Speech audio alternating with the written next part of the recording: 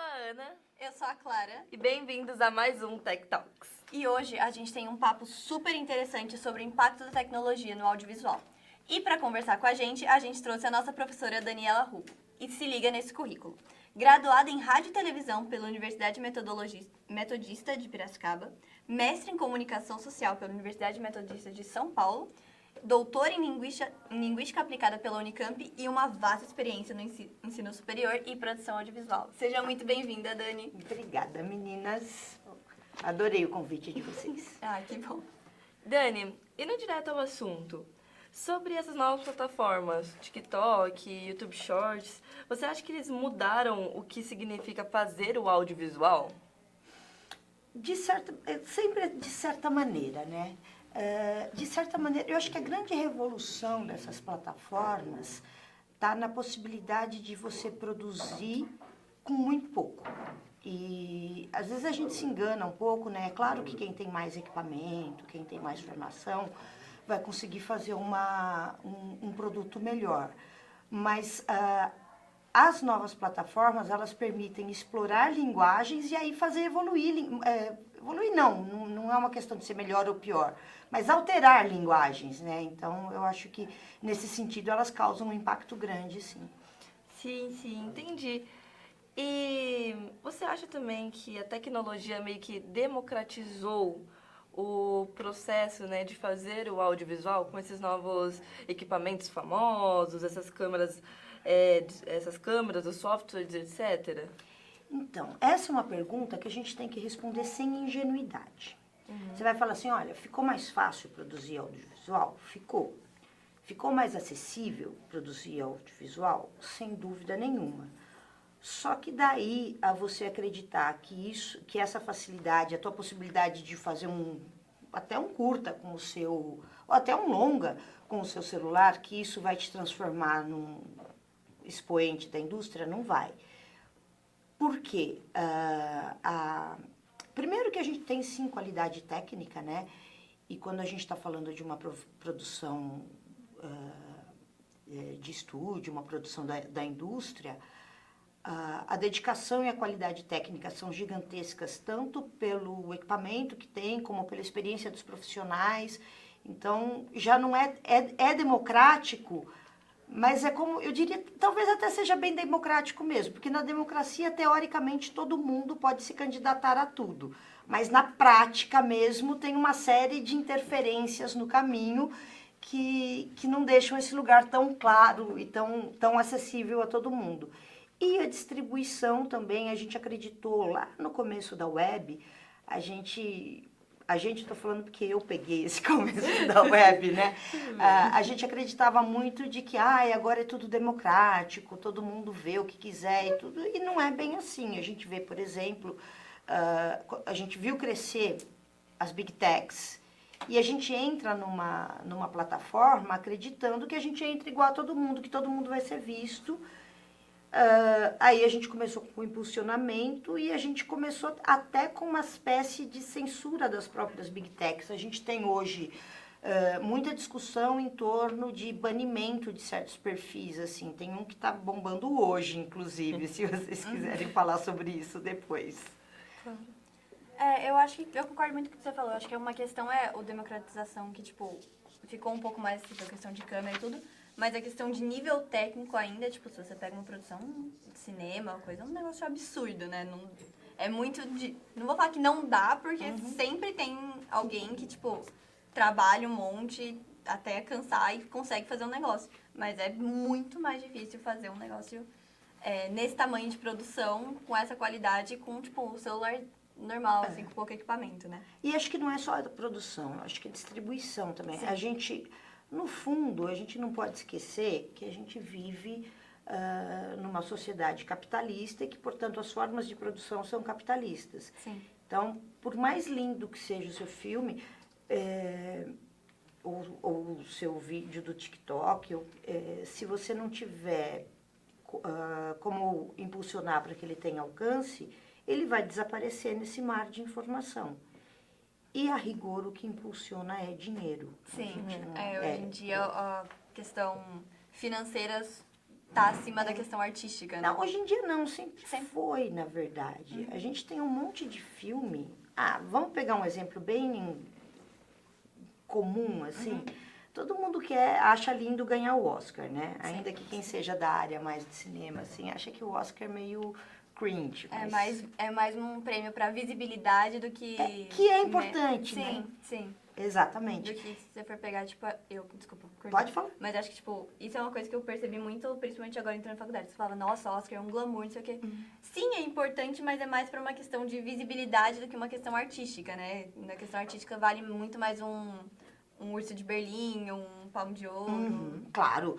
E aí, mas aí entra a gente pensar nessa lógica, né? E se a gente for pensar, por exemplo, a gente vive um momento dourado do cinema brasileiro. Sim. E é muito triste dizer isso. E assim, tem filmes brasileiros que já tinham que ter ganho o Oscar muito tempo atrás e tudo. O que tinha de menor, de menos profissional no nosso cinema? No fundo era o marketing. Era a distribuição, era o marketing. Então a gente tem filme que encanta até hoje. E assim, não à toa, também em relação às demandas mercadológicas, não é à toa que nossas duas atrizes que concorreram a esse prêmio, que é um prêmio muito mercadológico, deixaram de ganhar o prêmio em detrimento a duas jovenzinhas. Ai, nem me fala disso. Né? Então, tem um pouco a ver sim, com essa lógica. Sim. Então, por isso que eu falo, olha, democratizou sim, mas a gente não pode ser ingênuo, né? Sim, tem um longo caminho ainda pela frente. E ainda, falando também sobre essa questão de tecnologia, a gente vê muitas tendências tecnológicas surgindo no cinema e tal. E daí eu queria perguntar se tem alguma delas que te anima ou te assusta mais no audiovisual. Não, é engraçado isso da relação com a tecnologia, né? A tecnologia, para quem não sabe, eu dei uma aula sobre isso para elas há uma semana, mais ou menos. E se a gente for lembrar, quando começam as primeiras experiências de cinema sonoro, os profissionais da área de cinema ficaram desesperados, fizeram manifestos. Mudou o cinema? Mudou, certamente mudou. Mas o mundo muda, é assim mesmo. Eu só acho que talvez a gente esteja apostando demais as fichas em soluções que não são tão definitivas quanto parecem, né? Eu posso fazer um filme inteiro simulando um live action em IA e tudo bem, se eu fizer isso, tudo bem, mas talvez a gente tenha que repensar em que categoria que vai entrar esse filme, né? Foi tipo o Rei Leão, né, que lançou agora esses últimos tempos, que ele foi totalmente feito por IA. Pois é. Mas esse tipo de discussão já aconteceu, por exemplo, filme da Netflix tem que concorrer ao Oscar ou não? Sim. Essa é uma questão. Toda vez que o mundo é dinâmico, né? Então a gente vai tendo questões novas. Eu sei que a questão da IA, por exemplo, para mim ela está muito mais. A gente precisa ter muito mais preocupação com a forma como ela é alimentada do que da forma como ela é utilizada. Porque eu acho. Tem um filme que é maravilhoso. Eu adoro esse filme, gente. Chama. Como é? A Pequena Loja de Horrores, vocês já viram esse filme? Eu já assisti. Não é sensacional esse filme? E às vezes eu penso na IA como a Audrey. A Audrey é a planta carnívora do filme, né? Que ela é alimentada com o sangue das pessoas. Sim. E eu penso na IA um pouco como a Audrey, porque a gente está dando o sangue, a alma por ela, e ela vai crescendo e vai ficando linda, mas a custo de quê? Então, sim, a gente já tem profissionais se posicionando e muitas vezes eu acho que o posicionamento não é contra a IA, mas é contra o que eu estou dando de comida para ela. Sim. A gente está... Você tem, por exemplo, todos os filmes de Hollywood alimentaram a IA. Quanto ganhou cada um dos atores, cada um dos roteiristas que estavam nessa história, né? Então, eu acho que por aí que a gente tem que pensar. Aproveitando nesse tema que a gente entrou da IA, porque como você disse, a maior polêmica, né?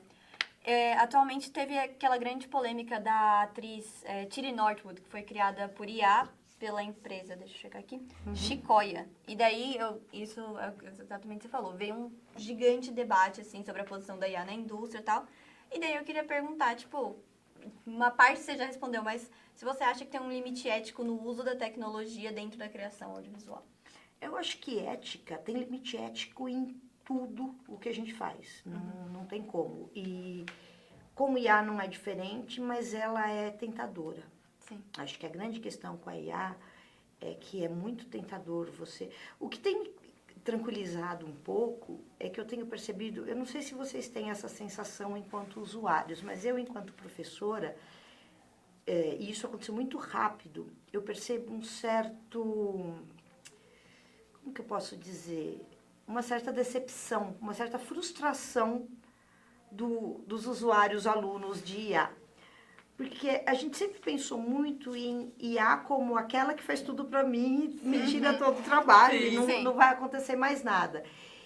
E eis que, de repente, ela começou a dar uns resultados muito doido, ou então dá muito trabalho para fazer alguma coisa. Então, eu acho que vai passar por uma fase de conscientização de que, olha, é uma tecnologia.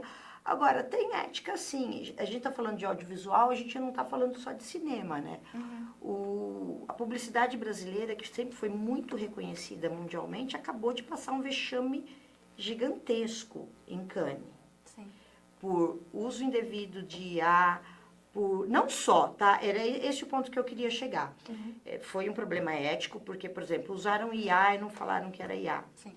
Mas eles também fizeram muitas peças, muitos anúncios, simplesmente fake. Eles falaram que fizeram a peça. Então, você não precisa ser de IA para ser antiético no cinema, né? Agora, sim, tem. E eu acho que a gente tem que começar bem da base mesmo, né? Tem um ditado que diz... Mentira, não é um ditado. Uma vez eu escutei isso numa entrevista de rádio, eu não lembro de quem foi. Mas eu achei maravilhoso, que é assim... A gente cria sapo e quer ver crescer príncipe. Então, eu como professora, acho que a gente precisa começar... IA é uma realidade. A gente vai ter. Não adianta eu ficar militando contra a IA. Mas já nos bancos de formação dos profissionais, eu acho que a gente precisa pensar assim, vamos ensinar a usar direito? Vocês vão ver, por exemplo, eu estou preparando um simulado para a galera estudar para a prova, e vocês vão observar que eu coloquei lá um selinho e escrevi, este simulado foi desenvolvido com a ajuda de IA. Então, acho que o primeiro passo ético é, usei IA. O que no caso da atriz virtual... E eu não sei se vocês sabem, tem um filme, acho que é do começo dos anos 2000, eu não lembro, chama Simone, se eu não me engano. E já é a história de uma atriz virtual, que faz muito sucesso. Mas é uma história só de uma atriz, não que a atriz foi feita. Não, tá. a ideia é, o cara cria uma atriz virtual. E ela começa a fazer sucesso, tal, e é a história do filme. Quase premonitório, assim. Mas eu acho que parte da ética do audiovisual é transparência. Não tem muito uma regra pra ser ética, né? Tipo aquela propaganda que teve da... Caramba, não vou lembrar o nome da atriz, mas tem a mãe e a filha, e ela tipo, fica cantando aquela música por nossos pais. Ah, sim, foi da Elis Kombi, Regina. né? Eles Regina. Isso. Tem muita gente que falou que, nossa, que isso é um desrespeito com a pessoa que tá morta, nananana. Sendo que, tipo, mano, a filha dela topou, entendeu? Eu acho que essa é uma questão importante, né? Porque a gente tem que distinguir o que é ética do que é moral. E não dá pra gente ficar falando de filosofia aqui, mas no fundo, eu lembro uma vez um cara, também um filósofo, ele falou, ética imagina que você tá num barquinho numa tempestade. A ética é o leme que te guia no meio dessa tempestade. A gente não pode... só se jogar na tempestade, você precisa se posicionar. E é claro, toda vez que você fala de ética, você vai ter algumas questões que são em todas as áreas, não só no audiovisual, né? Mas ela não pode ser perdida de vista. E tem hora que a gente fala, que a gente sabe, não tem dúvida nenhuma, é antiético mesmo. E estão passando por cima.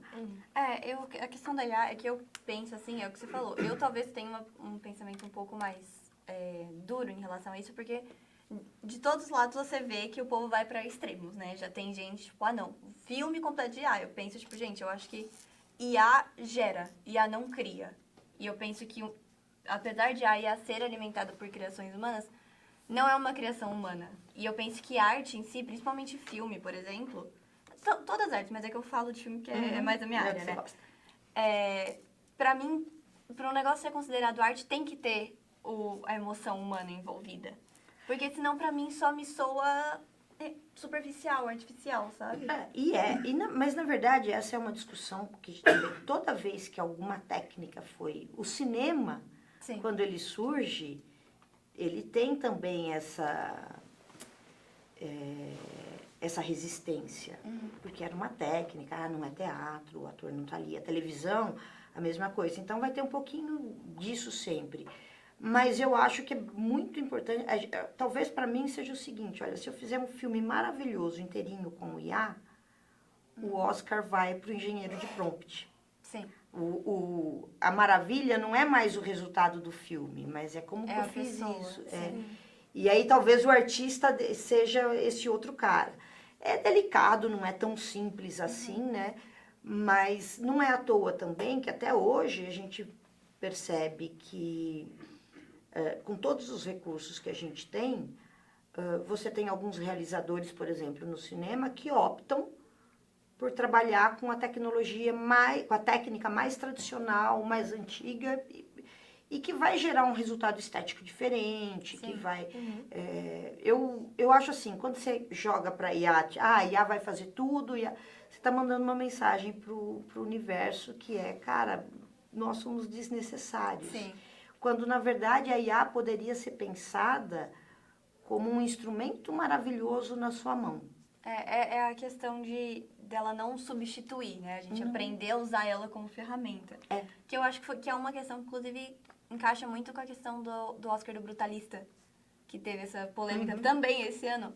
Que ele, se eu não me engano, foi no sotaque Foi húngaro. É isso. Que eles usaram algumas coisas, e daí um monte de gente ficou, não, mas o ator não merecia o Oscar, não sei o quê. Pra mim, não merecia o Oscar porque ele é chato mesmo. Porque 10 minutos de discurso é muito. É aquele filme, né? Mas é uma questão que eu penso, tipo, ele aperfeiçoou, por um lado eu penso, tipo, eu entendo, porque o pessoal tem uma postura tão defensiva por esse medo de, tipo, ter o emprego substituído, essas questões todas que já começou esse pânico inteiro. Mas, ao mesmo tempo, eu penso que, tipo, ele aperfeiçoou certas sílabas pra pessoa que é fluente em húngaro não perceber 100%, sabe? Mas, e aí eu acho que tem algumas coisas. Primeiro que no Brutalista teve um problema de transparência nessa informação, né? Então, acho que o primeiro ponto tá aí. Cara, usei e pronto, né? Que foi a mesma coisa que aconteceu em Cannes. E a outra coisa, aí assim, quando que eu usaria IA? Eu acho IA maravilhosa para muitas coisas. Mas a gente pode pensar na questão da diversidade também. Sim. Por que eu não vou chamar um ator húngaro? Né? Simples assim, vou pôr com IA. Então, aí eu acho que já fica uma IA que está substituindo mesmo o humano. Sim. E você pode pensar, bom, então eu posso... vou falar um negócio bem aberrante aqui, nunca aconteceu, tá? Que fique claro isso. Mas você pode pensar assim, bom, eu posso ter um filme com uma protagonista negra, mas que é interpretado por uma mulher branca, e que com IA eu deixo ela negra, mas em países que sejam racistas eu posso voltar ela... Não, né? Aí é a humanidade que está indo. Os anões no Branca de Neve, que eu entendo, tipo assim, eu não tenho nanismo, não posso falar por eles, mas o ator, acho que foi, eu não lembro o nome dele, mas o Tyrion, do Game of Thrones, que ele falou, não, porque é super estereotipado, não sei o quê. Ao meu ver, tipo, desde a animação, os anões nunca foram estereotipados, eles sempre foram, tipo, pessoas honestas, trabalhadoras, sempre personagens tranquilos. E daí ele deu essa declaração, a Disney falou, vamos fazer os anões de CGI, que ficou horrível. E daí, ao mesmo tempo, teve um monte de ator com nanismo que falou, tipo, olha, a gente... Me chama. Só você, você é o único ator com nariz que consegue o papel independente. A gente não consegue, a gente tá precisando de emprego. Por favor, né? Chama a gente. Porque a gente tem que lembrar que toda a produção, inclusive a audiovisual, ela é uma produção social, né? Sim. Então, não posso perder isso de vista. Nossa, gente, me voei. Eu te cortei, né? Desculpa. Não, tudo bem. Quais você acha, tipo, com as principais mudanças, né, as principais mudanças que vieram com a IA com relação ao audiovisual? Tipo, umas mudanças, assim, que você pega e fala assim, cara, você vê aquilo, tá na cara que isso aí foi uma mudança provocada por ela.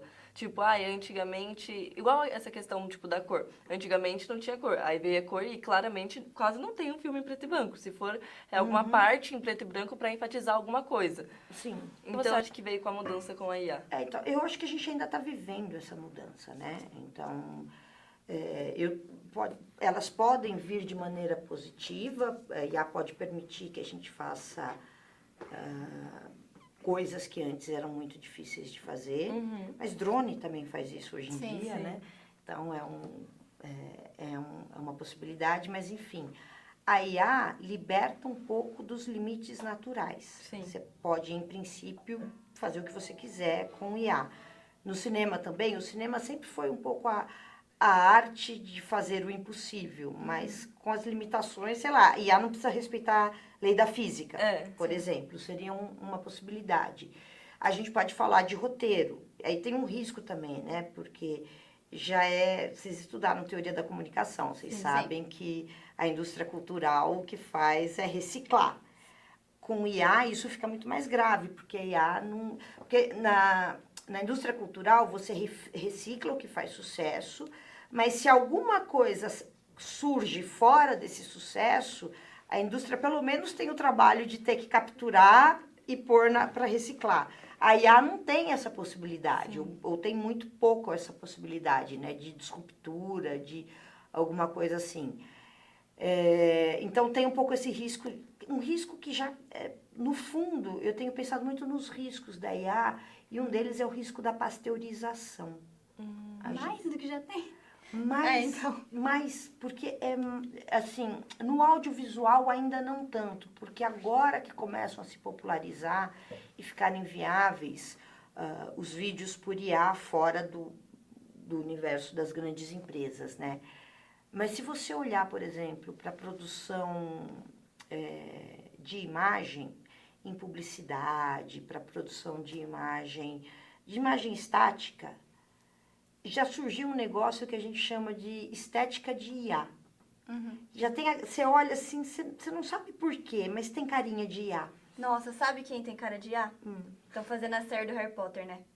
O menino que escalaram pra fazer o Harry Potter, eu vi a foto porque, gente, ele é feito de inteligência artificial, não é possível. E o pior que não, né? Não, ele é real, mas eu vi a foto e fiquei tipo... Mas parece... Inventaram assim. os três, falei, nossa, fizeram um prompt, jogaram lá, faz o personagem de Harry Potter, vida real, e saiu com as crianças. Então, isso é um negócio muito maluco, porque aí a nossa realidade acaba... Tá se misturando. O que parece IA não é, o que parece real é IA. E assim, mas essa pasteurização eu acho complicada, né? Sim. Outro dia eu vi um anúncio que tinha que ter um bebê. Aí fizeram bebê na IA. Eu fiquei me perguntando, gente, mas com tanto bebê no mundo, precisam de IA? Né? Menos trabalho, talvez. Pensando por esse lado, né? Não tem que trocar fralda. Você acha que, tipo, que o audiovisual ele ainda traz o mesmo poder emocional de transformar? Tipo, por exemplo, você acha que as pessoas ainda se emocionam demais com o que estão vendo, se identificam demais com o que estão vendo? Sabe, o que você sente nesse tipo de situação? Só que eu acho que é de um jeito diferente do que acontecia lá com o rádio dos anos 40, 50, ou com a televisão, com a disfunção narcotizante que a gente tanto escutou, né? Que era, eu adoro essa pessoa, tudo.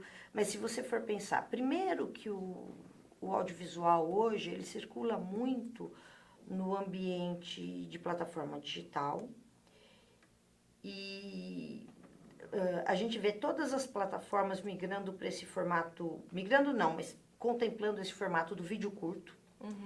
E, no mínimo, esse é um formato que dispara dopamina no teu cérebro. Sim. Então, ele vai te fazer mais felizinho, mais... seja lá o que for, né? Mas, assim, isso já é um dado comprovado. E é por isso que a gente fica rolando o feed, rolando. Então, ele tem, sim, um impacto...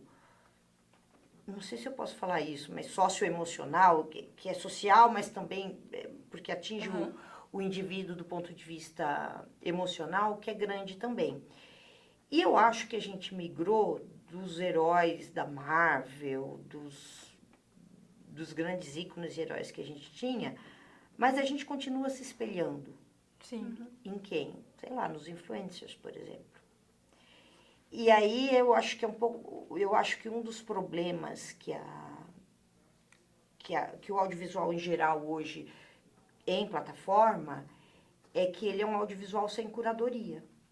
No sentido de que sem curadoria, assim, continua tendo dinheiro para você virar um influencer. É muito raro alguém virar um influencer organicamente. Sim. Nós sabemos disso.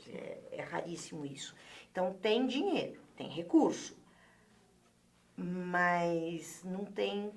É a tal da discussão sobre legislar sobre as plataformas ou não, né?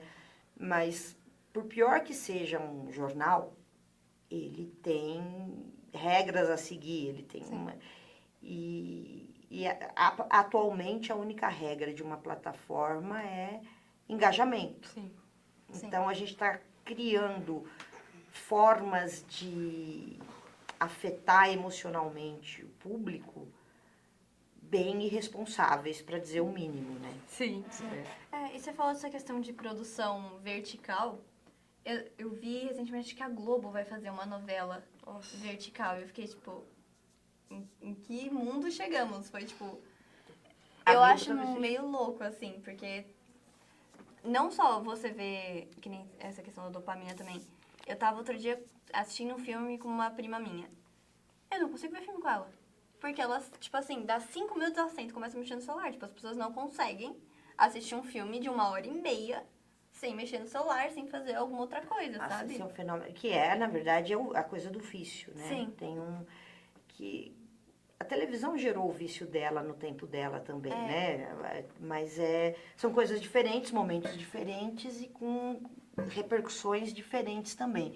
Mas tem uma coisa que eu acho muito engraçada, e de novo, gente, estou viajando na maionese, ninguém está falando disso ainda, mas é uma intuição que eu tenho. Vocês conhecem que é o que a sua prima faz, que é o fenômeno da segunda tela, né? Sim. Sim. Eu estou ouvindo... Quando a televisão surge, lá nos anos 40, principalmente, que ela já está mais assim, ele não existia mão de obra ainda para televisão, então você precisava contratar gente que de alguma forma tivesse afinidade com comunicação, então teve muito uma migração de profissional do rádio para televisão. Sim. E aí, roteirista, ator, todo mundo. E aí, o que aconteceu? Eles levaram um jeito de fazer do rádio para televisão. E demorou muito para a televisão se independizar do rádio. Porque os roteiros, eles seguravam tudo muito no texto, na fala. Você não precisava estar olhando para saber o que estava acontecendo. E a segunda tela está causando um pouco isso. Como está todo mundo olhando para outra coisa e está ouvindo, é quase como se a gente estivesse voltando para 1940, em que você tem programas em que cada vez mais os recursos visuais são menos importantes em relação ao sonoro. Sim. Bem assustador também. Bizarro, Inclusive, deve ter gente que só tá ouvindo o podcast e não tá vendo. Mas até aí, eu acho que isso tem a ver com o ressurgimento do podcast. Mas aqui... ele tem um formato que lembra um programa de rádio, né? E aqui nós estamos sentadas diante de uma mesa com um fundo. Então, ok. Mas se você está numa perseguição... Sim. Eu vivo fazendo isso, eu vivo colocando, tipo, vídeo, TV, né, na TV, deixando TV aberta, não, TV ligada. E, tipo, vou fazendo outras coisas, tipo, vou limpando a casa, vou fazendo, tipo, deixo minha série rolando lá. Ou eu vou, literalmente, mexendo no TikTok, não me julga, Mexendo no TikTok, no Instagram, Também. enquanto tá passando a TV. Não, isso é um fenômeno contemporâneo, não tem nem como se julgar, a gente vai ter que É, prender metade da... Sim, e daí a dúvida que eu ia falar era realmente que eu falei essa questão que eles vão fazer, tipo, a novela vertical. Vertical. Será que isso não colabora ainda mais com esse fenômeno da segunda tela? Talvez, mas o fato é que a gente vive um movimento forte de... Vive não, né? Ele já se consolidou, que é o movimento da convergência. Sim. E toda vez que a gente tem convergência de meios, a gente tem algumas coisas para resolver. Cinema e televisão tiveram a mesma dificuldade, né? Qual que vai ser a tela que vai... Qual que é o formato que vai valer, né? Vai Sim. ser a imagem deitada, vai ser a imagem de pé.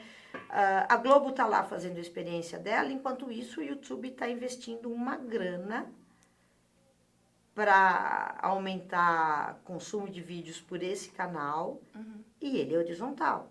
Sim. Então a gente está em mais uma vez em uma... A história da telecomunicação é uma história de disputas por padrão. Sim. Qual vai ser o padrão? Quando a Globo faz uma novela vertical, talvez o vertical esteja ganhando, pelo menos nesse momento, essa batalha. Sim. Mas tá tendo uma briga bem grande com o YouTube e o TikTok. No caso, não as plataformas, mas as pessoas que fazem sobre essas plataformas. Esses dias eu até escutei, tipo, até o Felipe Neto, que é um youtuber bem conhecido, né? Que ele tá falando, que pessoas que fazem YouTube, eles não têm, tipo, o mesmo culhão, o mesmo peito pra vir aqui no... Opa, falei errado. Pessoas que fazem Fazem TikTok TikTok. não têm o mesmo culhão, o mesmo peito pra vir conseguir manter a atenção de uma pessoa em 30 minutos, em 20 minutos. Por isso que não consegue fazer. E eles ainda falaram que pessoas que fazem esses vídeos curtos ganham muito menos do que pessoas que fazem vídeos grandes, né? Talvez.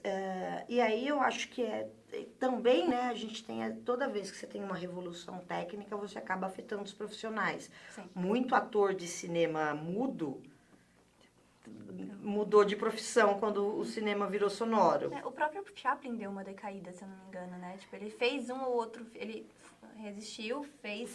Não, é que algumas das grandes obras dele já são com som. Sim.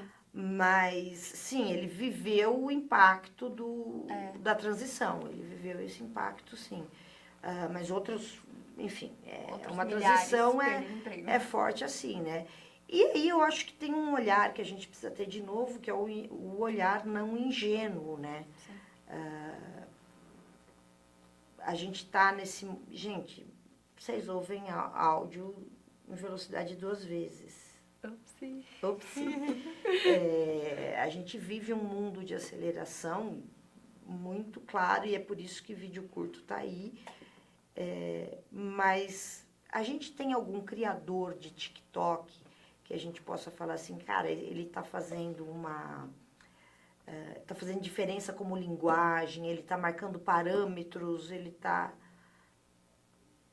Não. Talvez ainda não, mas não tem, né? Mas eu acho muito engraçado. O Felipe Neto tá falando isso, que é algo que há 10 anos ele ouviu de, sei lá, de criador de conteúdo para televisão, Sim. né?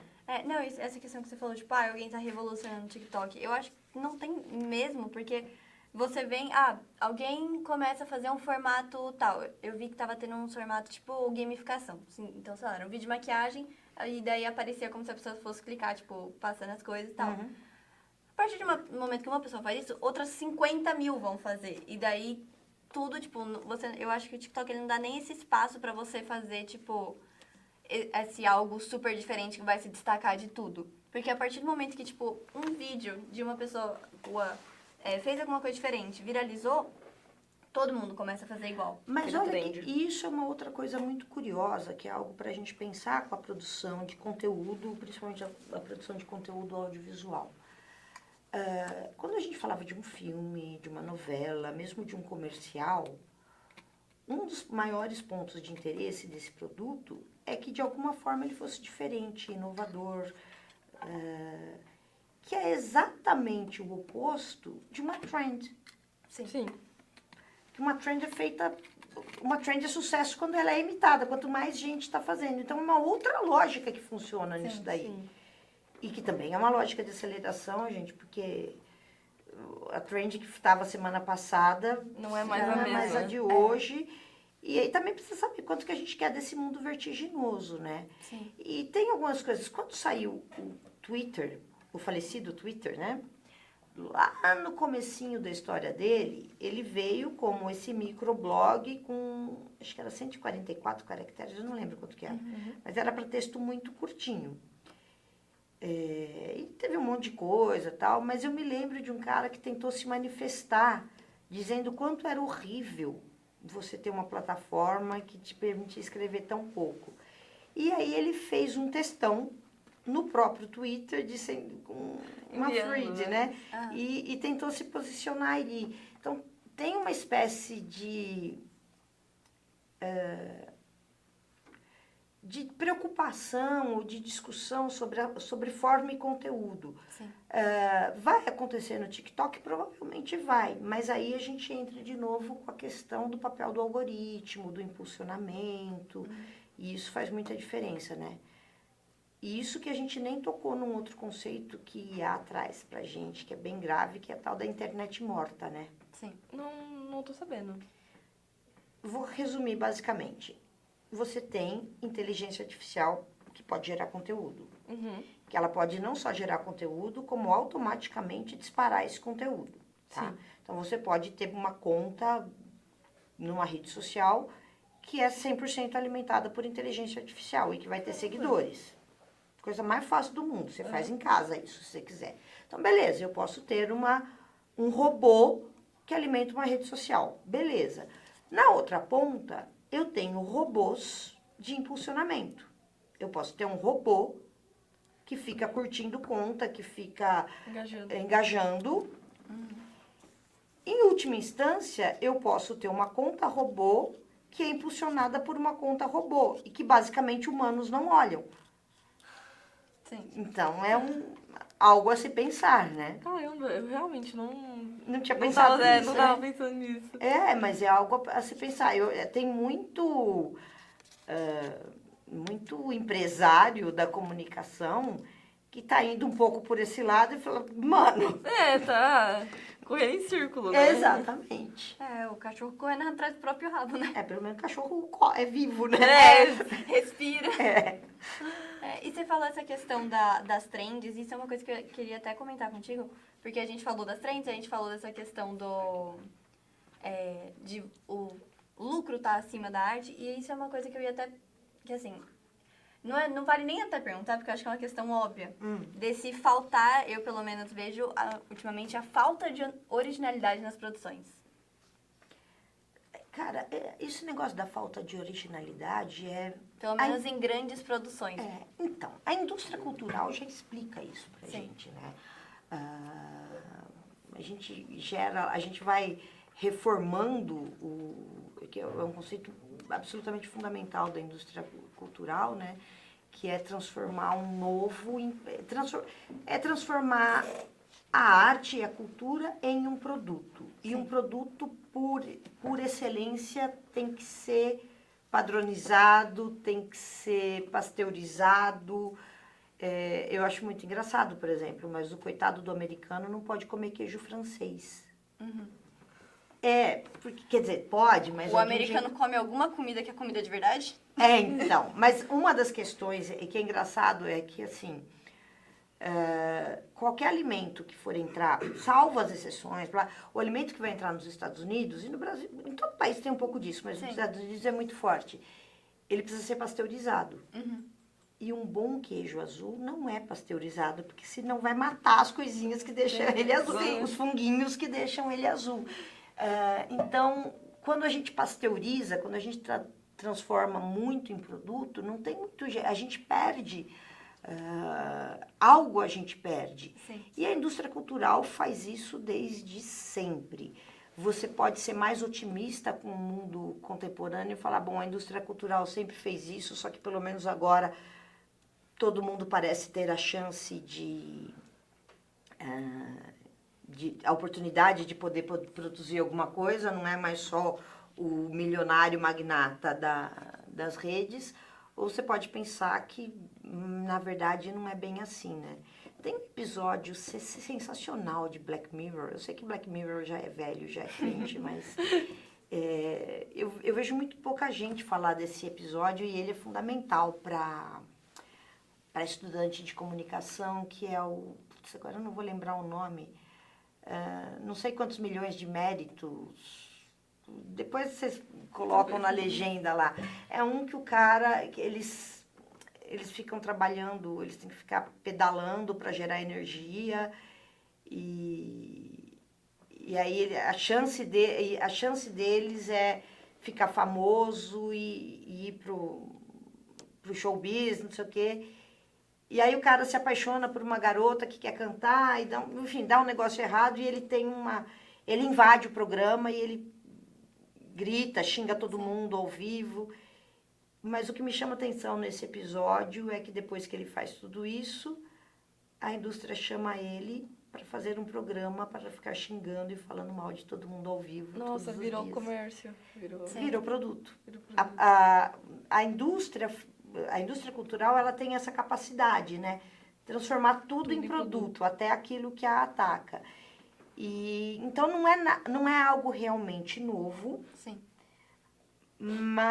Inclusive, quando você é muito original... Te chamam de esquisito, né? Pois é. Não te valorizam tanto.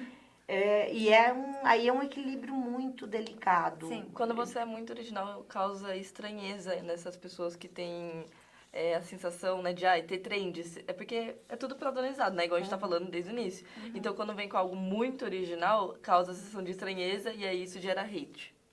Eu lembro... É que assim, não é nem super diferente. Mas eu cresci vendo o filme desde criança e tal.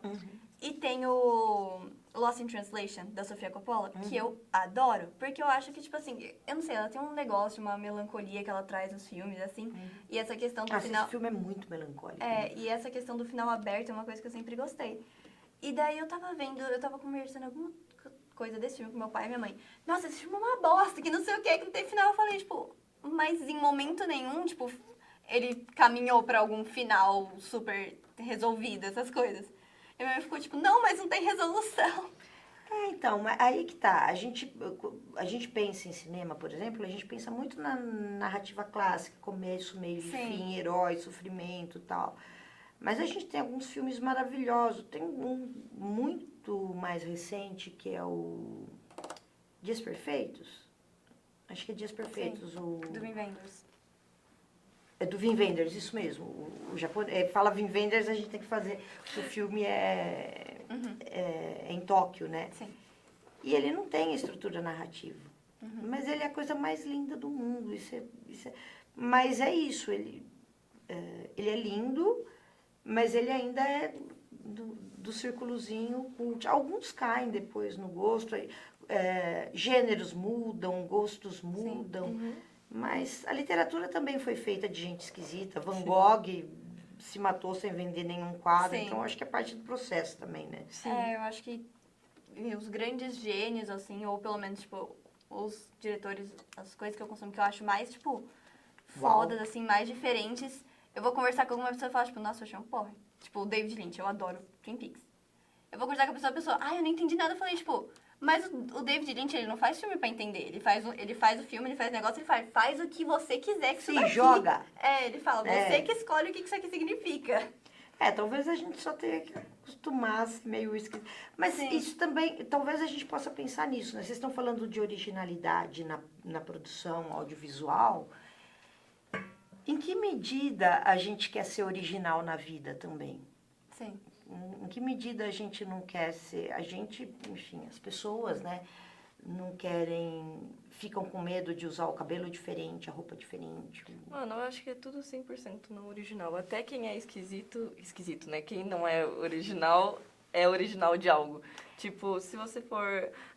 vou puxar aqui um exemplo. Gótico. Não, porque eu sou gótico, sou diferente das pessoas. Aí você vai lá, ele anda num grupinho que tá todo mundo exatamente igual ele. Só que é diferente do comum. Só continua sendo comum pra eles, entende? Agora, vamos combinar que ser diferente num universo de quantos bilhões de habitantes tem o planeta hoje? Aos 7 bilhões? 8 por aí. 8 bilhões. Era bastante. Mas aí eu acho que passa um pouco por aí também. Uma coisa que aconteceu em tudo, do ponto de vista cultural, nos últimos 20 anos, foi uma hipersegmentação. Então, você não tem mais, agora é moda tal coisa.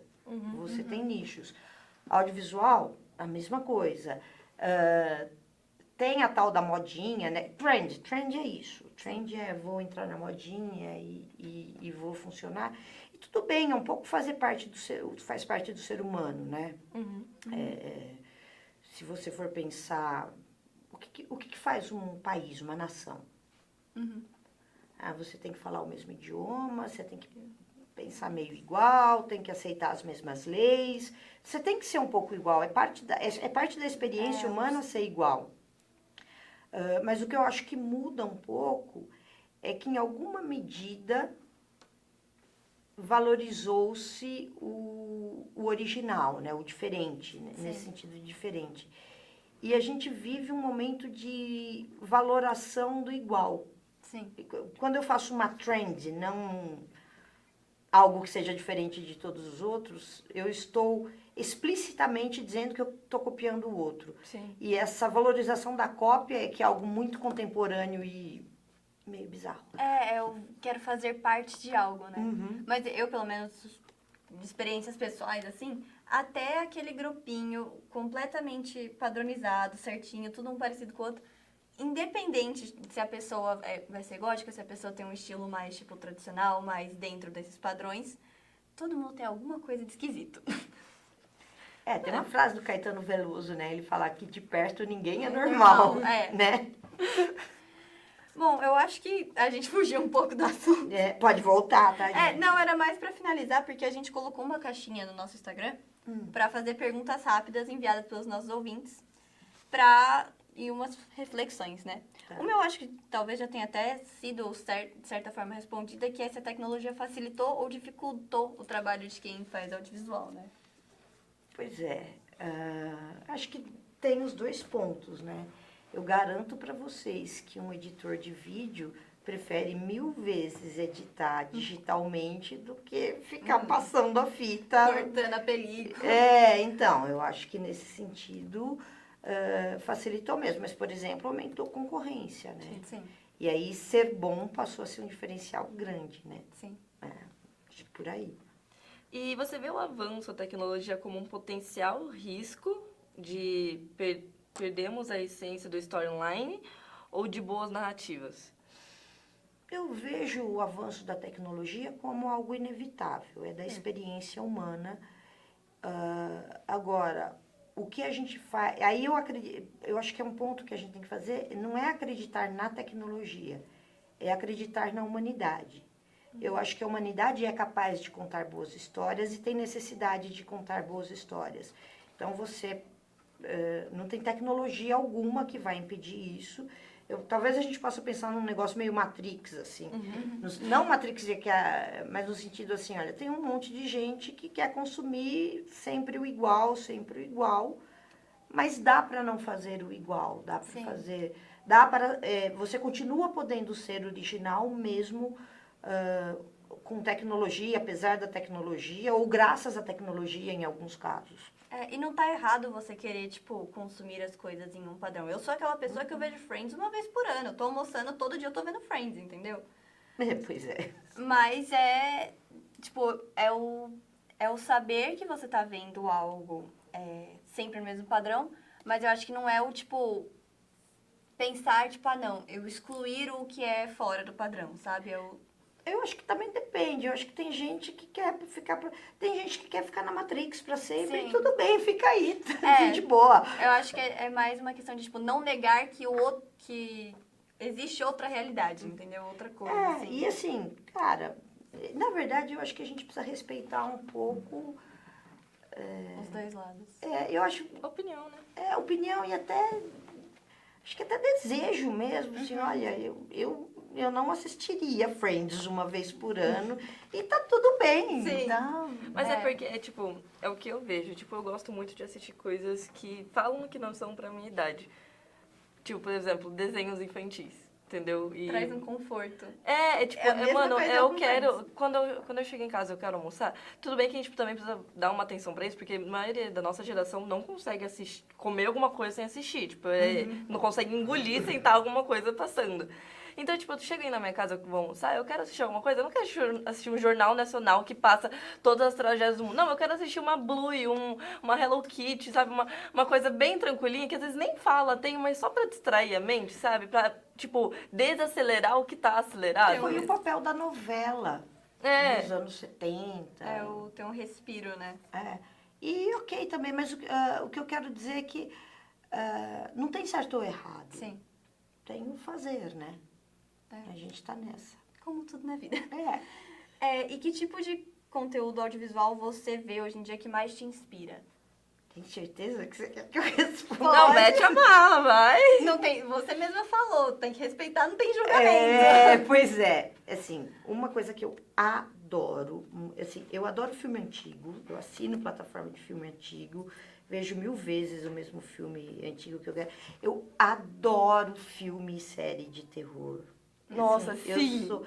eu fiquei muito encantada. Eu sei que tem muitas críticas de todos os lados, mas eu, como uma leitora de Edgar Allan Poe, amei A Queda da Casa de Usher, da Netflix. Por que eu adorei esse filme? Porque ele não é uma adaptação, ele é quase que uma homenagem ao Edgar. Quem leu todos os contos do Edgar Allan Poe, você começa a assistir, você fala assim, cara, ele conseguiu captar a, entre aspas, essência de cada um dos contos e do próprio Queda da Casa de Usher, contando outra história. Eu achei muito legal, eu adorei. Então, eu adoro essa parte dessa construção estética também. É clichêzona? Não tem importância. Isso aí, é às vezes a gente defeito. precisa de um clichê, assim. Gosto muito de produção jornalística independente também. Acho que está sendo um trabalho muito bacana. Eu consumo bastante. E a pandemia me deixou a louca do podcast, gente. Eu viciei total em podcast. Mas podcast raiz. Podcast, tipo, a nova rádio, assim. Tô entendendo essa autocrítica aí. Não. Porque quando eu falo podcast raiz, não é nem... Aqui, o Tech Talks, por exemplo, ele já tem essa premissa, ele tem a construção. A própria CBN tem... Essa coisa do áudio, de só sonoro ou audiovisual, já está bem misturada mesmo. Quando eu falo de áudio... de podcast raiz, é um podcast que tem a linguagem desenvolvida para o sonoro 100%. Então, assim, eu tenho algumas produtoras que não ficam... É quase como voltar para uma radionovela, apesar do tipo de conteúdo. Isso é muito legal. Eu fui pegar pra ouvir audioséries, assim, na pandemia também, eu fiquei, tipo, encantada. Falei, tipo, nossa, gente. Aliás, é um... É meio louco, assim. Primeiro eu tive esse choque, eu falei, nossa, eu não tô vendo, mas dentro da minha cabeça eu tô vendo o negócio acontecer, sabe? É isso que eu falo do raiz. Quando Sim. você tem que ver alguma coisa, assim. Eu viciei muito legal nisso. Muito Depois mesmo. eu tenho uma pra te indicar, então. Queremos. Indica pra todo mundo. Franci e o Labirinto. Nossa, eu preciso muito ver. É uma audiosérie policial do pessoal do Jovem Nerd, que estão 20 anos fazendo podcasts primórdios da internet, né? Que eu sou completamente viciada, eu acho que eu escuto Nerdcast desde os 11 anos de idade. Porque meu pai ouvia Nerdcast é bem legal. E foi passando. E daí eles fizeram essa série e eu fiquei, tipo, encantada. E tem a Paciência 63 também, do Spotify. É uma com o Seu Jorge, que é muito boa. Tá vendo? Até os grandes nomes já estão indo pra lá. Gente, é nicho, tá? Se você pudesse dar um conselho pra quem tá começando a produzir, qual que seria? Seja bom no que você faz, então seja sério. Aprenda o máximo que você puder, porque isso faz muita diferença. Principalmente quando todo mundo pode fazer, você precisa ser melhor que todo mundo. Sim. Então, se dedique, seja sério, estude, pratique e se joga. E ligando essa última pergunta a uma reflexão e conselho final que a gente queria pedir. Qual a sua principal reflexão ou conselho para os nossos ouvintes, sejam eles consumidores, estudantes, profissionais da área, sobre o futuro do audiovisual impulsionado pela tecnologia? Olha, O audiovisual já faz parte da nossa vida, a ponto de tem um filme do Woody Allen, se eu não me engano, que é o Rosa Púrpura do Cairo. E a personagem ela vai tantas vezes ao cinema assistir o mesmo filme que o personagem desce da tela e vem dar um rolê com ela. Eu acho que é uma metáfora bem interessante de como o audiovisual ele atravessa, ele integra a nossa vida. A gente tende a olhar o audiovisual como algo que não faz parte de nós, né? Oi? A gente tende a olhar o audiovisual como algo separado, tudo. E eu vou repetir o que eu falo para os meus alunos em sala de aula. Talvez a gente não respeite o audiovisual em geral com a seriedade que ele tem que ter. Sim. No sentido de que, um médico ele é respeitado porque ele tem um conhecimento profundo e ele vai te curar de alguma doença. O engenheiro vai manter a sua casa em pé. E aí a gente acha que essas pessoas são muito importantes no cuidado e na manutenção da convivência saudável. E a gente esquece que quem salva as pessoas do câncer não é o médico dermatologista, é o publicitário que está todo dia fazendo propaganda e falando assim, passa filtro solar. Não adianta o médico falar se isso não fizer parte da sociedade. O audiovisual entra na nossa casa por todos os lados. E agora ele sai também, porque você tem Alexa, né? Você tem tal. Então, não percam de vista que toda vez que eu estou fazendo uma produção audiovisual, eu estou, no fundo, entrando na vida de alguém. De alguma maneira, eu estou entrando na vida de alguém. E isso é, ao mesmo tempo, muito poderoso, mas como que o Stan Lee falava? Com grandes poderes, Vem vem grandes grandes responsabilidades. responsabilidades. Daí a questão da curadoria também, né? Como a Dani disse na primeira aula, vocês estão fazendo o curso mais difícil que existe. Pois é, e mais sério. Bom, por hoje é só. Queria agradecer mais uma vez você ter vindo. Foi maravilhoso o papo que a gente teve aqui. Adorei também. Obrigada, menina. Orgulho das minhas meninas. Se você quiser compartilhar seus contatos também. Meus contatos... Instagram, pra ganhar eu tenho. Eu não lembro qual que é o meu @, gente, mas procura Dani Rubo que vocês acham, tá? Eu sou Dani Rubo em todos os lugares. Gente, cringe, pessoa idosa, mas enfim. Não, a gente vai botar a Dani pra fazer põe lá, trend de TikTok agora. Isso, sem dancinha, pelo amor de Deus. São minhas. Mas obrigada pelo convite, adoro conversar com vocês. Obrigada. Obrigada. E por hoje a gente fica aqui, mas não esquece de acompanhar a gente nas redes sociais, @tech.talkspod no Instagram, e se inscrever e curtir nosso canal do YouTube, gente. Tchau, muito obrigada.